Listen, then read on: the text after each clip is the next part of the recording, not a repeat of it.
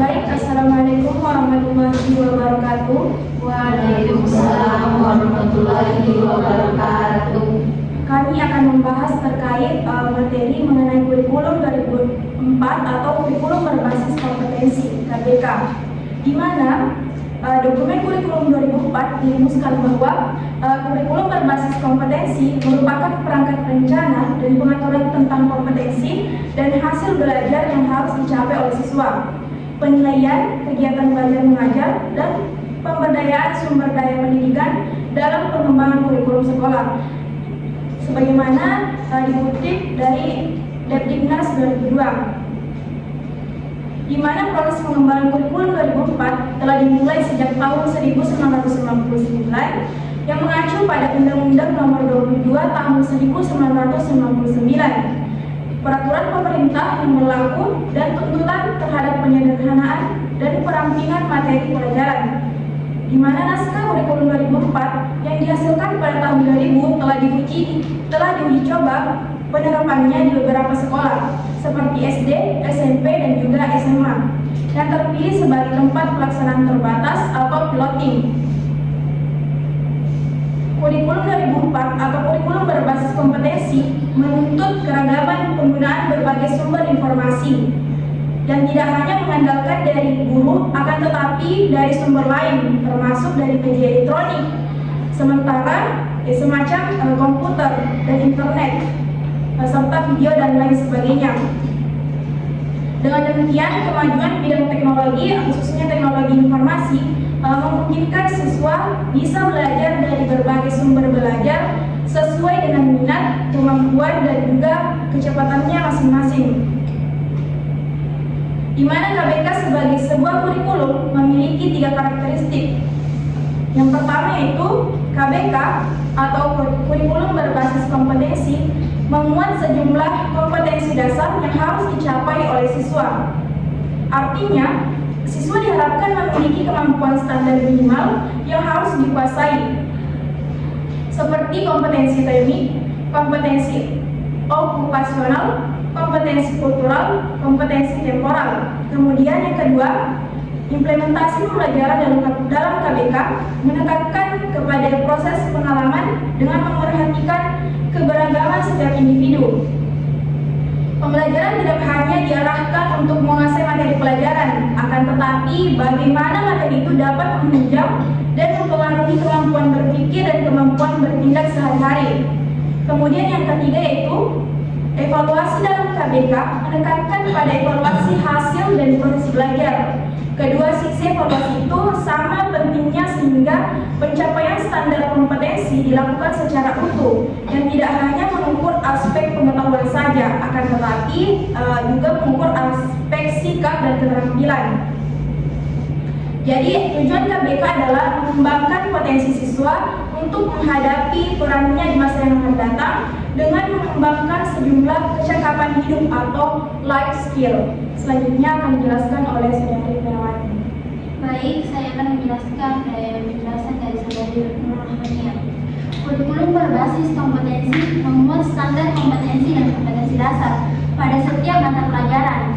Standar kompetensi diartikan sebagai kebulatan pengetahuan, keterampilan, sikap, dan tingkat kemuasan yang diharapkan dicapai dalam mempelajari suatu mata pelajaran. Cakupan standar kompetensi mencakup standar isi dan standar penampilan. Kompetensi dasar merupakan jabaran dari standar kompetensi dan pengetahuan. Keterampilan dan sikap minimal yang harus dikuasai dan dapat diperagakan oleh siswa oleh masing-masing standar kompetensi. Kemudian ada kurikulum berbasis kompetensi, menekankan pada kemampuan potensi siswa secara optimal apa yang dipelajari dan mengupayakan penerapan dalam kehidupan sehari-hari. Dalam kurikulum berbasis kompetensi berupaya mengkoordinasikan setiap siswa agar memiliki pengetahuan, keterampilan, sikap, dan nilai-nilai yang diwujudkan dalam kebiasaan berpikir dan bertindak, sehingga proses penyampaian harus bersifat konseptual dengan mempertimbangkan faktor kemampuan, lingkungan, sumber daya, norma, dan aplikasi berbagai kecepatan kinerja dan kata lain.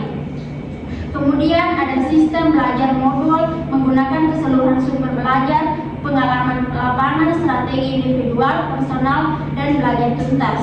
Kemudian kurikulum berbasis kompetensi merupakan kerangka inti yang memiliki 4 komponen dasar, yaitu kurikulum dan hasil belajar, penilaian berbasis kelas, kegiatan belajar mengajar, dan pengolahan kurikulum berbasis sekolah. Keempat komponen tersebut dapat digunakan sebagai berikut.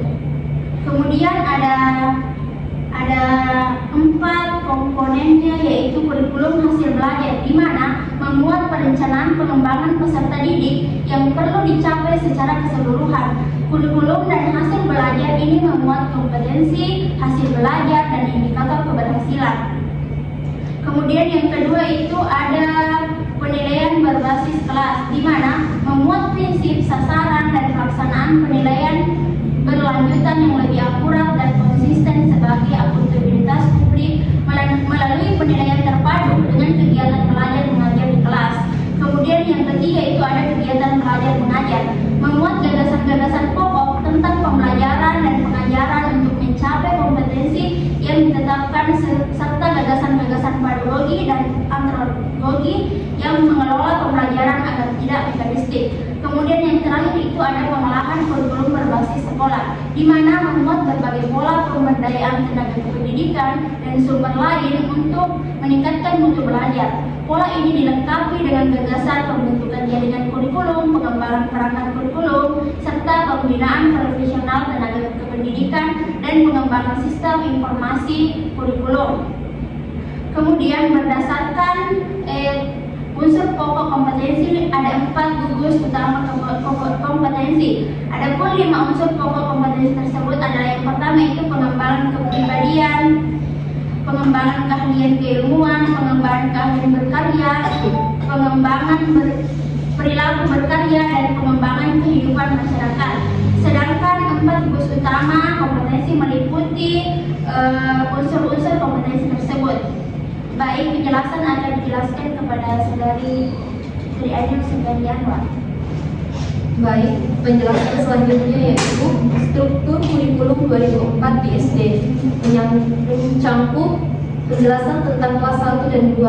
Yang pertama, pengelolaan kegiatan pembelajaran dalam kegiatan pembiasaan dimaksudkan untuk mendorong atau mendukung penerapan nilai-nilai dalam bentuk perilaku atau perbuatan. Yang kedua, alokasi waktu 27 jam pelajaran diatur dengan komposisi yang pertama 20% agama, 50% menulis, membaca, serta menghitung, dan 30% sains, pengetahuan sosial, kerajinan tangan, dan seni, serta pendidikan jasmani.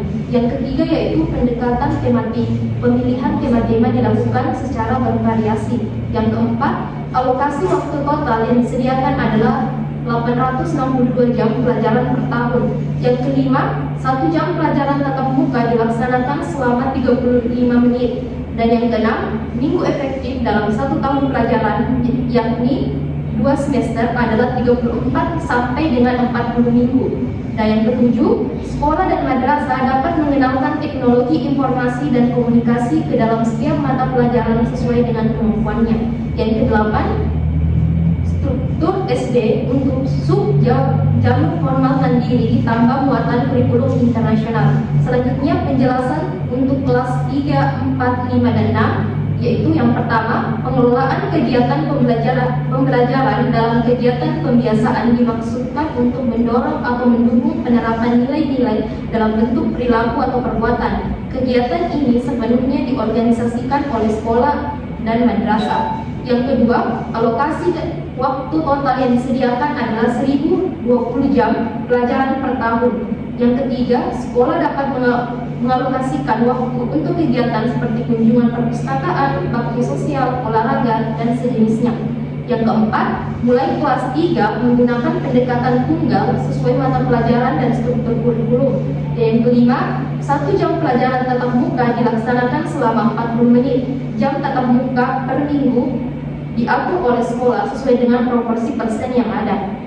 Yang keenam, Minggu efektif dalam 1 tahun pelajaran, yakni 2 semester, adalah 34 sampai dengan 40 minggu. Yang ketujuh, muatan lokal diadakan dan ditentukan jenisnya oleh daerah atau sekolah sesuai dengan kebutuhan dan kesiapan daerah atau sekolah. Yang kedelapan, sekolah dan madrasah dapat memberikan mata pelajaran bahasa Inggris mulai dari kelas 4 sesuai dengan kemampuan. Ini akan dilanjutkan oleh Saudari Nurmadi Ufa. Saya persilakan untuk membaca. Selanjutnya yaitu materi terkait dengan struktur kurikulum 2004 di SMP. Struktur kurikulum untuk SMP dan MTS memang jumlah dan jenis mata pelajaran yang ditempuh dalam satu periode pelajaran selama 3 tahun mulai dari kelas 7, 8, dan 9. Adapun penjelasan untuk kelas 7 dan 9 yaitu yang pertama, pengelolaan kegiatan pembelajaran. Dalam kegiatan pembiasaan dimaksudkan untuk mendorong atau mendukung penerapan nilai-nilai dalam bentuk perilaku atau perbuatan. Yang kedua, alokasi waktu total kelas 7 yang disediakan adalah 34 sampai 38 jam pelajaran per minggu. Daerah sekolah atau madrasah dapat menambah alokasi waktu total atau mengubah alokasi waktu mata pelajaran sesuai dengan kebutuhan siswa sekolah, madrasah, atau daerah. Yang ketiga, 1 jam pelajaran tatap muka dilaksanakan selama 45 menit. Jam tatap muka per minggu adalah 34 sampai 38 jam per pelajaran. Yang keempat, alokasi waktu total kelas 8 sampai 9 yang disediakan adalah 36 sampai 40 jam pelajaran per minggu. Daerah sekolah atau madrasah dapat menambah alokasi waktu total atau mengubah alokasi waktu mata pelajaran sesuai dengan kebutuhan siswa sekolah, madrasah, atau daerah. Yang kelima, 1 jam pelajaran tatap muka dilaksanakan selama 45 menit. Jam tatap muka per minggu adalah 36 sampai 40 jam pelajaran. Jumlah jam pelajaran per tahun yaitu 1.224 sampai 1.600 jam. Yang keenam, mata pelajaran pendidikan kewarganegaraan dan ilmu pengetahuan sosial dapat diajarkan baik secara sendiri-sendiri maupun secara terintegrasi yang diatur sepenuhnya oleh sekolah. Yang ketujuh, muatan lokal diadakan dan ditentukan jenisnya oleh daerah atau sekolah sesuai dengan kebutuhan dan kesiapan daerah atau sekolah. Yang kedelapan, keterampilan atau teknologi informasi dan komunikasi dipilih oleh sekolah, madrasah, dan daerah sesuai dengan kebutuhan dan kemampuan siswa sekolah, madrasah, dan daerah. Baik, selanjutnya materi akan dilanjutkan oleh Saudari Nur Fahira. Saya persilakan dengan mohon. Baik, saya akan menjelaskan struktur kurikulum 2004 di SMA. Program studi sekolah menengah atas dan madrasah aliyah terdiri atas ilmu alam, ilmu sosial, dan bahasa. Kelas 10 merupakan program bersama yang diikuti oleh semua peserta didik.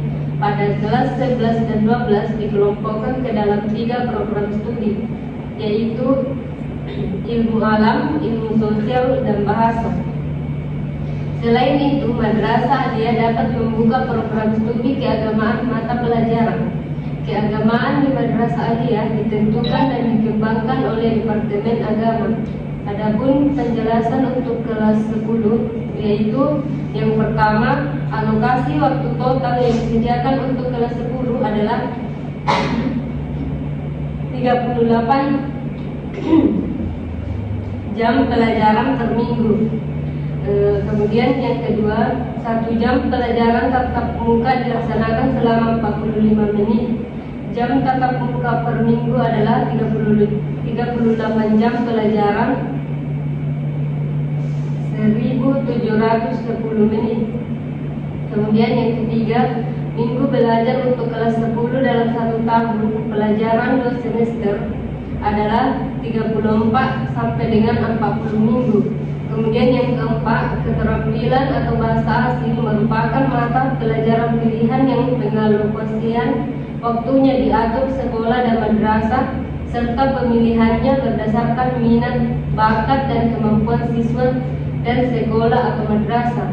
Kemudian yang kelima, pengalokasian waktu untuk setiap mata pelajaran sebagaimana tercantum dalam tabel di atas merupakan contoh pengalokasian waktu untuk setiap mata pelajaran.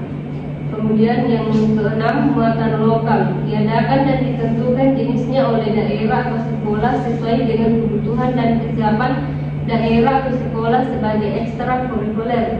Kemudian yang terakhir, yang ketujuh, kegiatan yang mendorong atau mendukung pembahasan diatur dan dilaksanakan oleh sekolah dan madrasah secara terintegrasi dalam pembelajaran setiap mata pelajaran. Selanjutnya akan dilanjutkan oleh Saudari Putri Natasha. Saya persilakan dengan hormat. Baik, terima kasih kepada moderator. Saya akan melanjutkan materi dari Pak Ira. Penjelasan untuk program studi ilmu alam. Yang pertama, alokasi waktu total yang disediakan untuk kelas 11 adalah 39 jam pelajaran per minggu. Kelas 12 semester 1 adalah 30 jam pelajaran.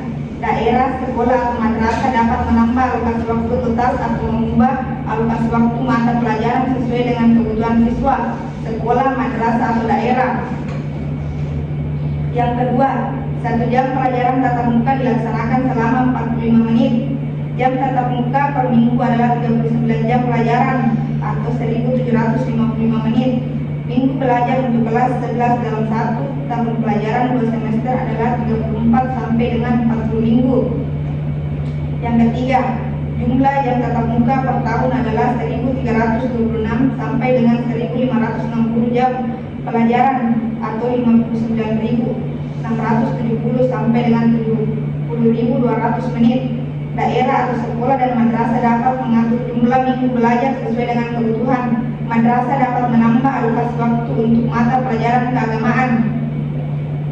Yang keempat, minggu belajar untuk kelas 12 semester 1 adalah 18 minggu. Jam tatap muka per minggu adalah 810 menit. Jumlah jam tatap muka semester 1 adalah 684 jam pelajaran atau 30.780 menit. Daerah atau sekolah dan madrasah dapat mengatur jumlah minggu belajar sesuai dengan kebutuhan. Minggu belajar untuk kelas 12 semester 2 adalah 14 minggu. Jam tatap muka per minggu adalah 630 menit. Jumlah tatap muka semester 2 adalah 504 jam pelajaran atau 22.680 menit. Daerah atau sekolah dan madrasah dapat mengatur jumlah minggu belajar sesuai dengan kebutuhan. Madrasah dapat menambah alokasi waktu untuk mata pelajaran keagamaan. Yang keenam, keterampilan atau bahasa asing merupakan mata pelajaran pilihan yang pengalokasian waktunya diatur sekolah dan madrasah. 7. Pengalokasian waktu untuk setiap mata pelajaran sebagaimana tercantum dalam tabel di atas merupakan contoh pengalokasian waktu untuk setiap mata pelajaran. Sekolah dan madrasah dapat mengatur alokasi waktu sesuai kebutuhan siswa, sekolah dan madrasah dan daerah dengan tetap berpatokan pada alokasi waktu per minggu. Kedelapan, muatan lokal diadakan dan ditentukan jenisnya oleh daerah atau sekolah sesuai dengan kebutuhan dan kesiapan daerah atau sekolah sebagai ekstrakurikuler. Kesembilan, kegiatan yang mendorong atau mendukung pembiasaan diatur dan dilaksanakan oleh sekolah dan madrasah secara terintegrasi dan dalam pembelajaran setiap mata pelajaran. Saya kembalikan kepada moderator. Selanjutnya akan dilanjutkan oleh Saudara Muhammad Rifki Wahab. Saya persilakan dengan hormat. Baik, langsung saja penjelasan untuk program studi ilmu sosial. 1. Alokasi waktu total yang disediakan untuk kelas 11 adalah 39 jam pelajaran per minggu. 2. 1 jam pelajaran tatap muka dan sana selama 45 menit. 3. Minggu belajar untuk kelas 11 dalam 1 tahun pelajaran 2 semester adalah 34 SD, 40 SD, 70 200 menit. 4 minggu belajar untuk kelas 12 semester 1 adalah 18 jam. 5 minggu belajar untuk kelas 12 semester 2 adalah 14 minggu. Jam tatap muka per minggu adalah 630 menit. 6. Keterampilan bahasa asing merupakan mata pelajaran untuk pilihan pengalokasian waktu diatur sekolah dan madrasah. 7. Pengalokasian waktu untuk setiap mata pelajaran sebagaimana tercantum dalam tabel di atas merupakan contoh pengalokasian waktu untuk setiap mata pelajaran. 8. Muatan lokal diadakan dan ditentukan jenisnya oleh daerah sekolah sesuai dengan kebutuhan dan kesiapan daerah sekolah sebagai ekstrakurikuler. Saya kembalikan ke moderator. Selanjutnya akan dilanjutkan oleh saudari Regina Dwi Cahyani. Saya persilahkan yang hormat. Baik, terima kasih moderator. Jadi saya akan lanjut tentang penjelasan untuk program studi ilmu sosial, di mana 1. Alokasi waktu total yang disediakan untuk kelas 11 adalah 39 jam pelajaran per minggu. Daerah atau sekolah atau madrasah dapat menambah alokasi waktu atau total atau mengubah alokasi waktu mata pelajaran sesuai dengan kebutuhan siswa, sekolah, madrasah ataupun daerah. Dan yang kedua yaitu 1 jam pelajaran tatap muka dilaksanakan selama 45 menit. Jam tatap muka per minggu adalah 39 jam pelajaran atau dengan 1755 per menit. Dan yang ketiga yaitu minggu belajar untuk kelas 11 dalam 1 tahun pelajaran 2 semester adalah 34 sampai dengan 40 minggu. Jumlah jam tatap muka per tahun adalah 1326. Dan yang keempat itu minggu belajar untuk kelas 11 semester 1 adalah 18 minggu. Jam tatap muka per minggu adalah 810 menit. Atau jumlah jam tatap muka semester 1 adalah 684 jam. Dan yang kelima yaitu minggu belajar untuk kelas 11 semester 2 adalah 14 minggu. Jam tatap muka per minggu yaitu 630 menit. Dan yang keenam yaitu keterampilan atau bahasa asing merupakan mata pelajaran pilihan yang mengalokasikan waktunya yang diatur sekolah dan madrasah. Dan yang ketujuh yaitu pengalokasian waktu untuk setiap mata pelajaran. Dan yang kedelapan itu muatan lokal diadakan dan ditentukan jenisnya oleh daerah atau sekolah sesuai dengan kebutuhan dan kesiapan daerah sekolah sebagai ekstrakurikuler. Baik, saya kembalikan ke moderator. Selanjutnya materi akan dilanjutkan oleh saudara Muhammad Irdial Mandira. Saya silakan. Baik, selanjutnya adalah penjelasan untuk program studi bahasa. Yang pertama bahwa alokasi waktu total yang disediakan untuk kelas 11 adalah 39 jam pelajaran per minggu. Daerah sekolah atau madrasah dapat menambah alokasi waktu total atau mengubah alokasi waktu mata pelajaran sesuai dengan kebutuhan siswa, sekolah, madrasah ataupun daerah. Dan kemudian kedua, 1 jam pelajaran tatap muka dilaksanakan selama 45 menit. Jam tatap muka per minggu adalah 39 jam pelajaran atau 1755 menit. Yang ketiga, minggu belajar untuk kelas 11 dalam 1 tahap pelajaran atau 2 semester adalah 34 sampai dengan 40 minggu. Jumlah jam tatap muka per tahun adalah 1326 sampai dengan 1560 jam pelajaran. Daerah atau sekolah dan madrasah dapat mengatur jumlah minggu belajar sesuai dengan kebutuhan. Madrasah dapat menambah alokasi waktu untuk mata pelajaran keagamaan. Yang keempat, minggu belajar untuk kelas 12 semester 1 adalah 18 minggu. Jam tatap muka per minggu adalah 810 menit. Jumlah jam tatap muka semester 1 adalah 684 jam pelajaran. Daerah atau sekolah dan madrasah dapat mengatur jumlah minggu belajar sesuai dengan kebutuhan. Yang kelima, minggu belajar untuk kelas 12 semester 2 adalah 14 minggu. Jam tatap muka per minggu adalah 630 menit. Jumlah jam tatap muka semester 2 adalah 504 jam pelajaran. Daerah atau sekolah dan madrasah dapat mengatur jumlah minggu belajar sesuai dengan kebutuhan. Madrasah dapat menambah alokasi waktu untuk mata pelajaran keagamaan. Keenam, bahasa terdiri atas mata pelajaran bahasa Indonesia, sastra Indonesia, bahasa Inggris, dan bahasa asing. Ketujuh, mata pelajaran keterampilan pemilihannya disesuaikan dengan bakat, minat, dan kebutuhan siswa, dan pengalokasian waktunya diatur sekolah dan madrasah. 8. Pengalokasian waktu untuk setiap mata pelajaran sebagaimana tercantum dalam tabel di atas merupakan contoh pengalokasian waktu untuk setiap mata pelajaran. Sekolah dan madrasah dapat mengatur alokasi waktu sesuai kebutuhan siswa. Sekolah dan madrasah dan daerah dengan tetap berpatokan pada alokasi waktu per minggu. 9. Muatan lokal diadakan dan ditentukan jenisnya oleh daerah atau sekolah sesuai dengan kebutuhan dan kesiapan daerah atau sekolah sebagai ekstrakurikuler. Dan yang terakhir, kegiatan yang mendorong atau mendukung pembiasaan diatur dan dilaksanakan oleh sekolah dan madrasah secara terintegrasi dalam pembelajaran setiap mata pelajaran. Baik, saya serahkan kembali ke Bapak. Baik, itulah tadi pemaparan materi dari kami kelompok 3 terkait kurikulum 2004 atau kurikulum berbasis kompetensi. Sekian dari kami. Wassalamualaikum warahmatullahi wabarakatuh.